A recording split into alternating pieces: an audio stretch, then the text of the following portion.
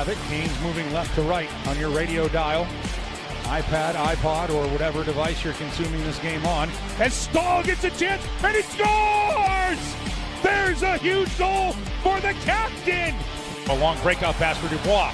Dubois breaks in, backhand chance. Andersen makes the save. Oh my goodness, Mr. Andersen gets across and denies Dubois. Now here's Jarvis. Could be a 3-on-2 for Carolina. Svechnikov. He'll get it right back from Walker, and he scores! A sharp angle! Andrei Svechnikov! He beats Thompson, and Carolina, with 1:59 to go, takes a 2-1 lead. Seth Jarvis would go into the empty net, and there is your final score. 3-1. Hurricanes into the Eastern Conference Finals for the third time in the 7 years under Rod Brindamore. Hi, everyone. It's the Canes Corner podcast. I am Adam Gold. I hope you are having a glorious Thursday evening, or depending on where you are, like Paul in Dublin, like Mikhailov. I know I butchered your name. I'm sorry, dude. In Adelaide Hills, we've got people in Perth. It's already Tuesday. Hope everybody's having a good day wherever you are. We're going to try to do some shout outs. I was starting to write down cities, and then I saw, forget who it was, said, let's get this show going. And I thought, you know what? You're right. Let's get the show going. I thank all of you, wherever you are, for spending the time with us. The post games run a little bit longer during the postseason because there's more media to do. Rod Brindamore was loquacious. It was good to hear from Jordan Staal and Andrei Svechnikov, the two goal scorers tonight, other than Seth Jarvis into the empty net. I would have loved to have heard from Carolina's blue line tonight, which was special. So many good things. Like, I want to talk a little bit about the game. I want to talk a little bit about the kid who played tonight. I want to talk a little bit about the series, the playoffs, the vibe, all of that. And we're brought to you by the Aluminum Company of North Carolina, as you see right there in the lower left-hand portion of your screen. If it is for the exterior of your home, you can find it at the Aluminum Company of North Carolina on Hamlin Road in Durham. No place like it. Sammy Hanna and his crew do a great job. You should check him out. Actually, at the game the other night, apparently somebody thought that Sammy Hanna was me and was talking to him as though he were me, and Sammy thought that was cool. I want people to come up to me and say, hey, are you Sammy Hanna? I don't know if that's going to happen. But anyway, shouts to Sammy. He's a good dude. All right, where should we start? So let's start with the game. I thought Washington was good. I'm not going to sit here and slam the broadcast, but it was slammable. I ain't lying. All of you on Twitter who had negative things to say about the presentation of the game tonight, I feel you. I usually don't play those games, but I feel you. So let's just drop it and not waste any time on it. And let's think about the good things. But Washington was very good in the first period. They were probably better than Carolina the first half of the first period, but they didn't get the first goal. Jordan Staal got the first goal from a sharp angle. He goes, I guess it's glove side, because Logan Thompson catches with the wrong hand. He goes glove side high, and he beats Thompson far side. Not a good goal, but we'll take it. We're not going to ask any questions. I would argue that maybe the Washington first goal wasn't a great goal either.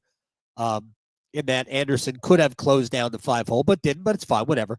They were both questionable. Either way, it's even 1-1. But the goal just kind of took the starch out of Washington a little bit.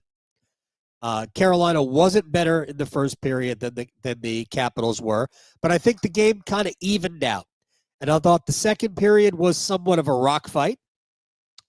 Washington gets the goal. Turnover by Alexander Nikishin. Was no bueno there. I thought in the first period he looked nervous. Thought that turnover wasn't great. I also think his ice time probably diminished because of it. His ice time got less because of it. I know he wasn't going to play a lot in the third period anyway. He took some shifts in the third period, and he had some good moments we'll get to. But was it Roy scores, and Rod calls a timeout because he's thinking about challenging, and ultimately they challenge for offside. It was a clear offside. Honestly, Connor McMichael, what are you doing? Seriously, what are you doing? That should have been easy to stay on. Just drag a leg. He was well over the line. That wasn't even close. Makes you wonder how they missed it. Anyway, so it's chalked off for offside. And Washington was pretty good after that, but they weren't as good after that. And Carolina was better after that. The Hurricanes probably came closest to scoring, either at the end of the first period with Logan Stankoven really fanning on a shot right out in front. Logan Thompson scrambles back and does get a piece of it and forces it wide. But if Stankoven gets solid contact on the puck, it's a goal. Jarvis hits the crossbar in a power play late in the second period. That would have put Carolina up 2-1. And then the third period, I thought Washington was really good. Washington was better than Carolina in the third period. Usually the Hurricanes have been better in the third periods in this series. They outscored Washington 15-5. Actually, that's in the playoffs. 15-5 in the third period in the playoffs. Carolina didn't score 50. I guess they scored 15 goals in this series, right? They scored 15 to Washington's 7. But they didn't score 15 goals in the third period. But over the playoffs, they have. So Andersen has to make a whole bunch of good saves in the third. Dubois, that was the best one. That's where he had to really stretch out the leg and deny Dubois just inside the right post. There was a backhand try for McMichael. I think Carlson had a good chance in the third period. Carlson had a good chance on a power play in the first period, but he couldn't get the puck off clean. Like it had to be settled before he took the shot. And by the time he got to it, Andersen got across and looked like that puck caromed off like his blocker arm and maybe hit him in the collarbone. I thought he might have been shaken up, but he was fine. And Freddie got run into a couple of times tonight. And good on you, Freddie. Good on you for staying upright. So that's basically the game. The Andrei Svechnikov goal was just one of those, really? How about that? Again, I've seen this replay now, I don't know how many times. Still don't know how it went in. I don't know if it went 5-hole where Thompson didn't have, was sort of on an angle and it maybe went in the far leg and in, or if it beat him short side. I have no clue how it got in. I just know it was in. And that's really all you need to know. But I think that was a really smart play from a lot of different people. First of all, it was a good defensive play to start. Brent Burns goes back, gets the puck, settles it, drops it to his feet, gets it around to Walker, who's coming out the other side behind the net. Walker breaks it out, skates up the middle of the ice, gets it ahead to Jarvis. Straight ahead pass. Jarvis gets it over to Andrei. Andrei sees Walker trailing in the middle of the ice, passes it back to him, and Walker didn't even hesitate, just snapped it right back to Andrei. And Andrei, you heard him in the press conference if you were listening, and he goes, "Yeah, I got it back. I really wasn't expecting it, but I just shot it." Yep. Remember the old line, there's no such thing as a bad shot? You're right. And I realized it wasn't the same, and actually it was the same end of the ice.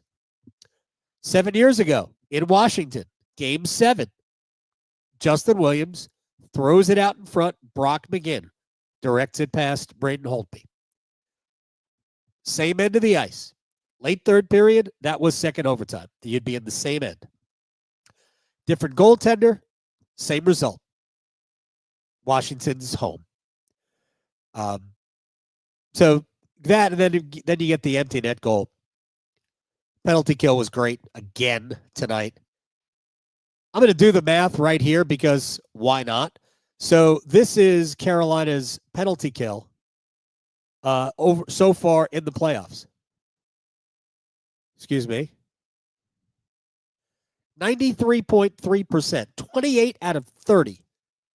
The 2 goals both came from Washington. Jacob Chikrin, great pass across from Tom Wilson in game 2. That made it 2-0.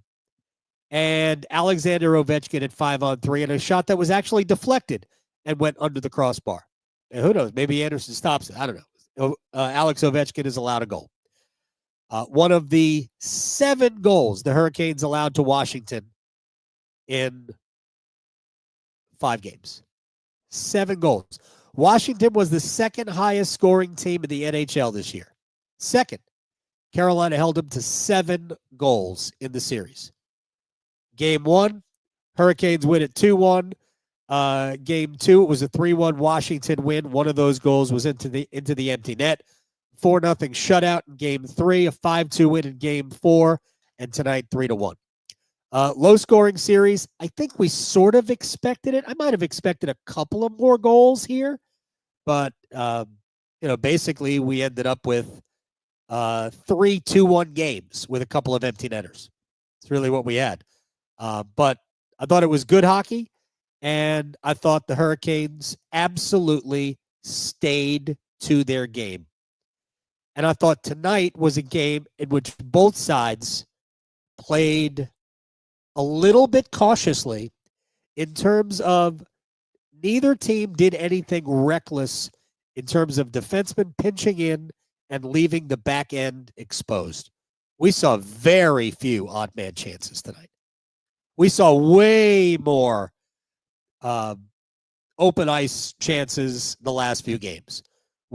There were a couple of pockets of it today, but really not very much at all. And that's because both teams realized the stakes. And a single mistake might have ended the night. Speaking of a mistake that nearly ended the night, the rookie played tonight. Alexander Necas. It was very exciting. I know how everybody wanted to see him, and we saw him, and we can see the promise, right? We can see how good it might be. It's not good yet. It isn't good yet. Now, before we talk about the mistakes, I do think there were several really good moments. First of all, when he can uncoil and unleash that shot, that is going to be awesome to watch. So we know he's got that. I thought there was a shift where he was out there against Alexander Ovechkin, and he held his own. He did a very good job.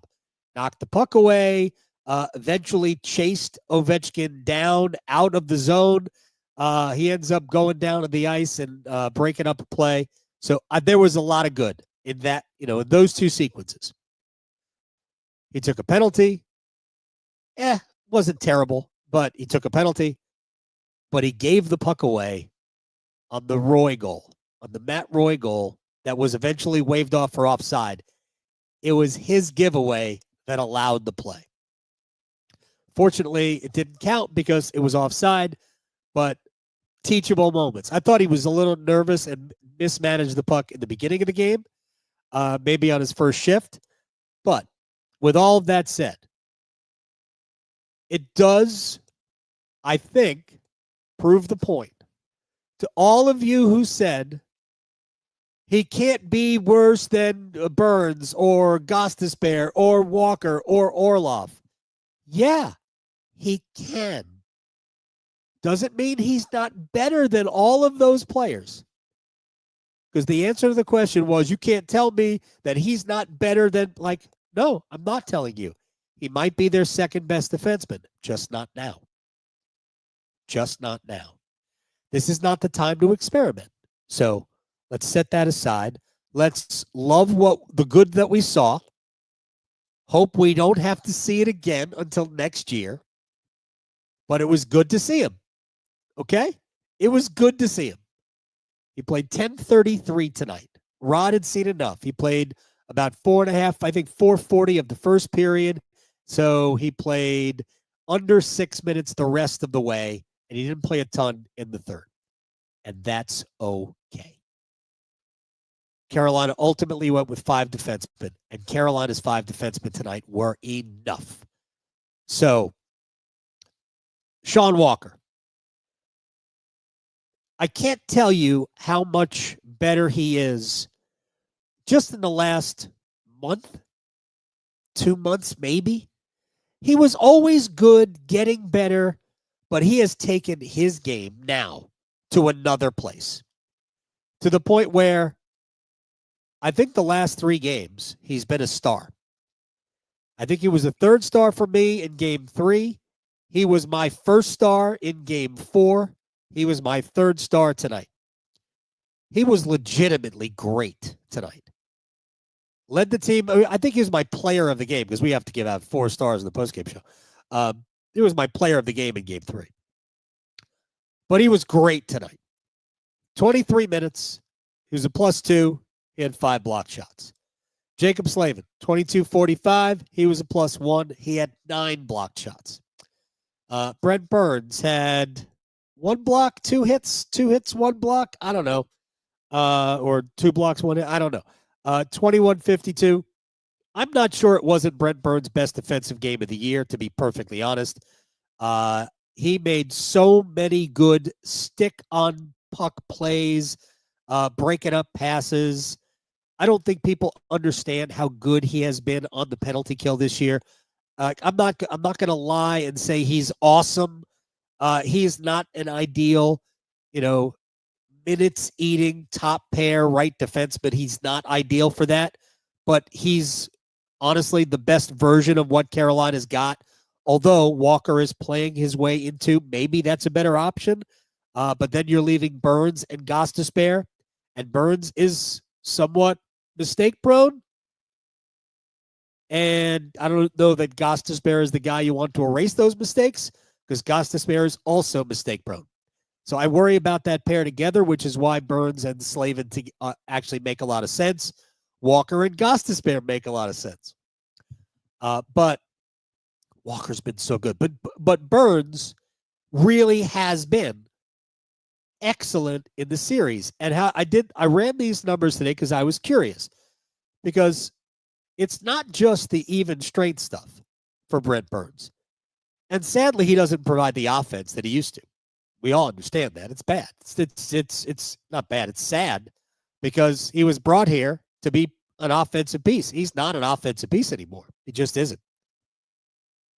But of the NHL defensemen who have played at least 190 minutes on the penalty kill, there are 30 of those in the NHL who have played at least 190 minutes on the penalty kill. Nobody has been on the ice for fewer goals than Brent Burns. Nobody. The number is shockingly low. I believe it was 18. The second best number, actually this player is tied for second in the NHL, is Slavin with 25. So Burns has been on the ice for 7 fewer goals allowed shorthanded than Jacob Slavin has. And if you kick out the 5-on-3 goals that have been scored, Burns is one of 30 skaters, 30 defensemen who have been on the ice shorthanded for more than 180 minutes, and he has been on the ice for 12 power play goals. So at 5-on-4, the number is only 12. It is amazing how good he has been on the penalty kill. We can't overlook all of these things because we think he makes mistakes. He does make mistakes. He absolutely does. But he is well worth the risk. With that said, I'll get off my Brent Burns soapbox. No need for it. Now that I'm done with it, there's no need for it. Dmitry Orlov was excellent tonight again. I think we just have to understand that Dmitry Orlov just might be a playoff type player. That maybe during the regular season, it's all about getting to these games.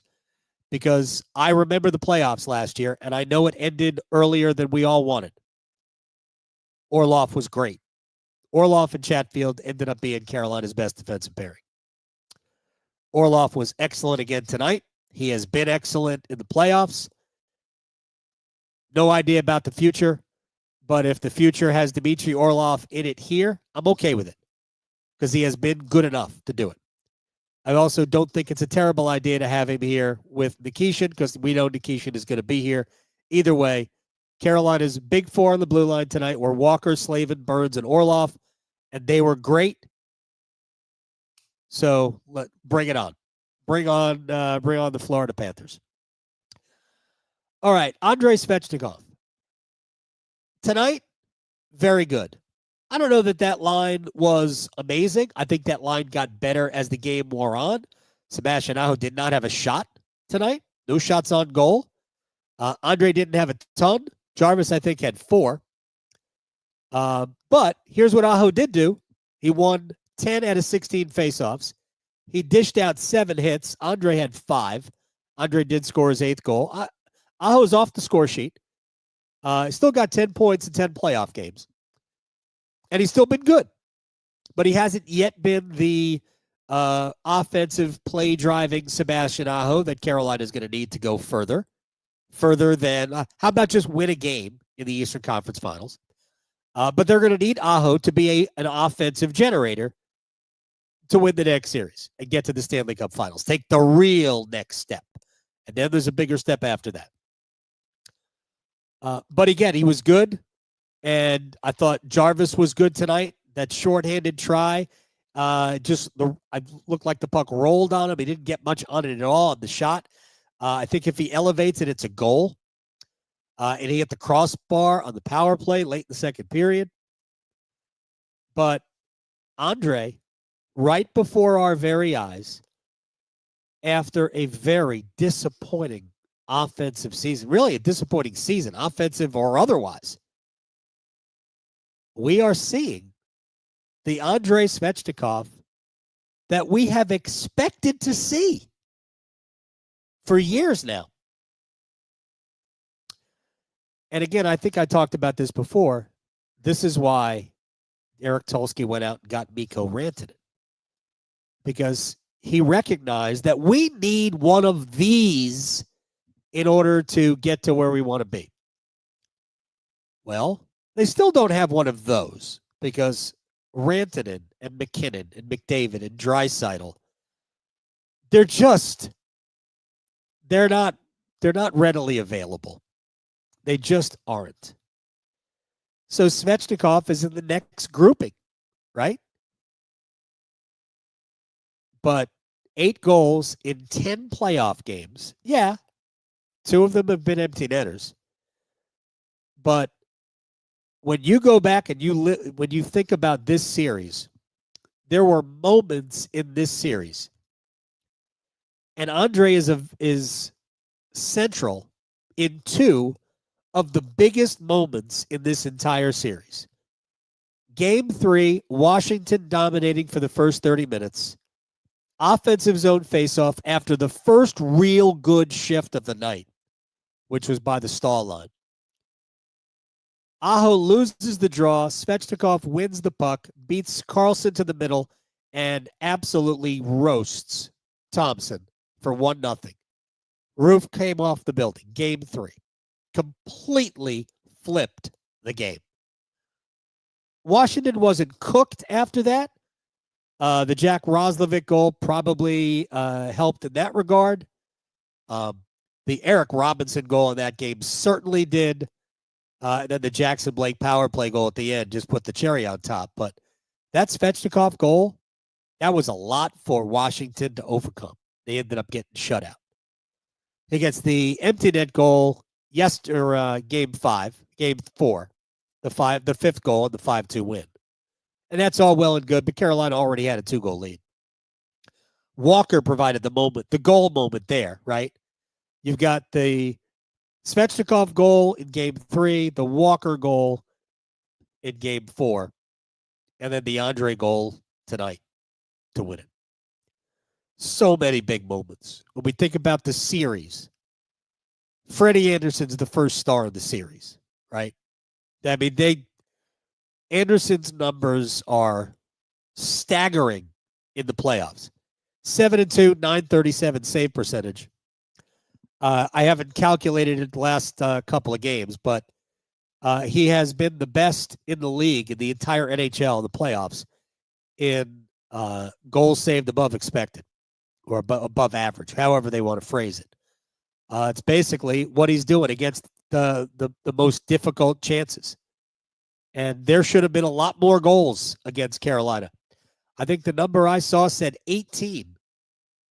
And 18, by the way, this was before, might have been before game 4.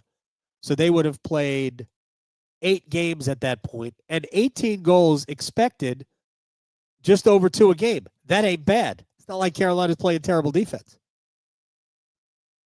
But it was 18, and he had allowed a lot less than 18. And that number probably went up tonight. And Andersen has allowed, I believe, in 9 starts, 11 goals. It's pretty good. It's 12 goals. 12 goals in 9 starts. Yep.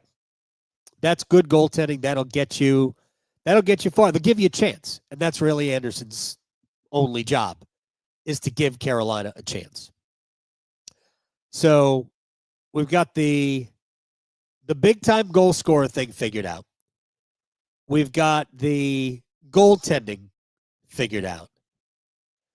And the blue line looks like it is coming around.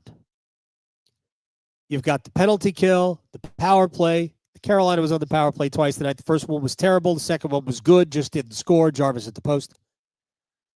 Now, the one missing piece for Carolina to take their game to the next level, to beat Florida in the next round, the next part of the game, is getting your 2 other best offensive weapons going. Aho and Jarvis. If the Hurricanes are going to beat the Florida Panthers, and we're going to assume it will be the Florida Panthers, they're going to beat them.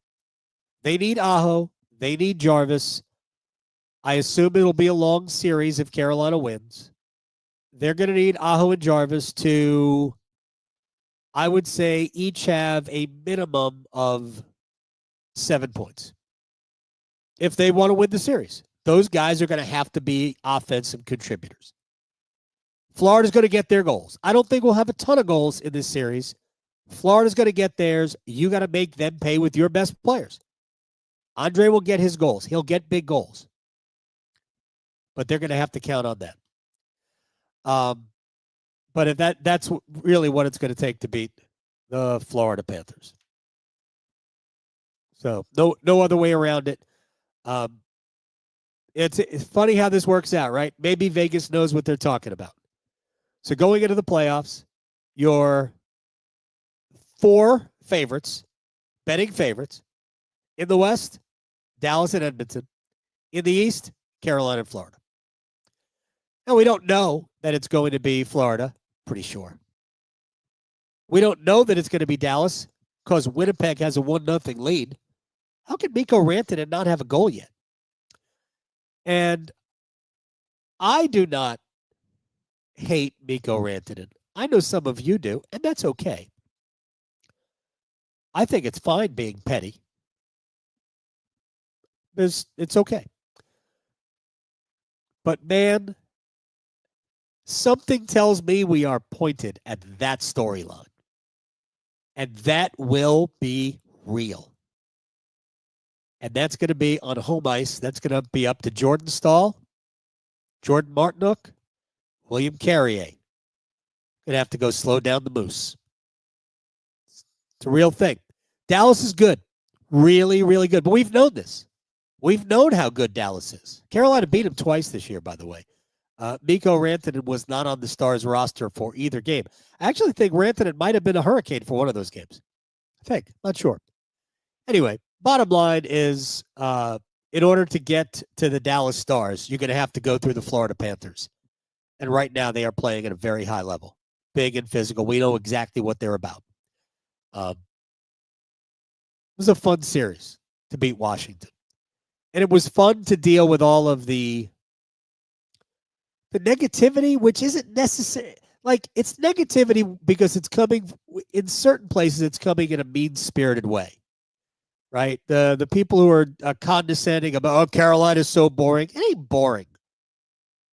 I mean, both teams today and both teams in this series should have scored more goals than they scored. I think it was 15-7, right? Was it 15-7 in terms of goals in this series for Carolina? So, yeah, Washington played better than scoring 7 goals. Carolina played better than scoring 15 goals. But that's what the numbers were. We had good goaltending, and at times we had the inability to take advantage of the opportunities. But it wasn't for a lack of scoring chances. Heck, Carolina had enough scoring chances in the first game to score 5 goals. They just didn't. Washington had enough scoring chances tonight to score 3 or 4. They just didn't. That's called good goaltending. It's called good defense. It's called defenders having good sticks. Anyway, it's been a blast. Hurricanes are in the round 3. Think about where the Canes are. And by the way, another narrative blown up. Canes can't win on the road. So what was their road record against the Devils? 1-1. Road record against the Capitals? 2-1. I think 3-2 on the road in the playoffs. Winning your what was their closeout record? Hurricanes are now 10-5 in closeout games under Rod Brindamore, 4-3 on the road. I think these are the things we should be highlighting, right? All of that is good. Team is good. They can be better. And they're going to need to beat Florida. Not sure I have anything else to impart. Really not. It has been an absolute blast. See if we can throw something out there. They're talking about NASCAR? Why are you talking about NASCAR here? All right. That's all I got. It's been fun. Everybody take a couple of days off, and we will talk to you when we get into round number 3. This has been the Canes Corner podcast, brought to you by the Aluminum Company of North Carolina. If it is for the exterior of your home, you can find it at the Aluminum Company of North Carolina on Hamlin Road in Durham. Check them out. Windows, whatever they call them winders. Windows, doors, roofing, siding, gutter helmets. They got it all. I'll see everybody, I guess it's next week. Hopefully it starts soon. I like a Tuesday, Thursday, Saturday, Monday in Florida, but a Tuesday, Thursday would be great. I think I could do that. Maybe Wednesday, Friday. I like Tuesday, Thursday better. See everybody. That's a win. Another one.